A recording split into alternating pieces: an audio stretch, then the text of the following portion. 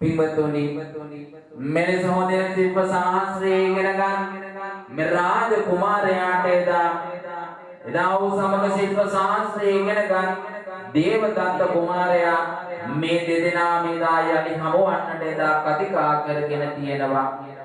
දෙදෙනාම කතිකා කරගෙන ගුරු ගෙදරින් පිටත් වෙලා ඉන්න අනතුරුව පින්වතුනි ශිල්ප ශාස්ත්‍රය හොඳින් ඉගෙනගෙන රජ වාසලට පැමිණීම නිසා මේ යෞවන රාජ කුමාරයා ගැන පැහැදුන බිම්බිසාර පිය මහා රජතුමා මොකද කරන්නේ? තමන්ගේ පුතා ගැන එහෙම නැත්නම් මේ අජාසත් කුමාරයා ගැන පැහැදුන මේ බිම්බිසාර මහා රජතුමා එතුමාගේ රාජ්‍ය තුල යුව රජ තනතුරෙහි මේ පුතාව අභිෂේක නම් වෙනවා.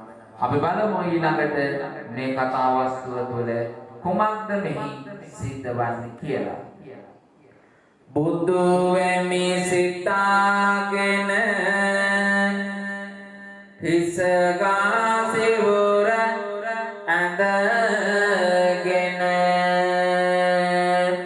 පවට බර සිත්ගෙන දෙව්දතුන් රජ ගෙදර පැමිණුණ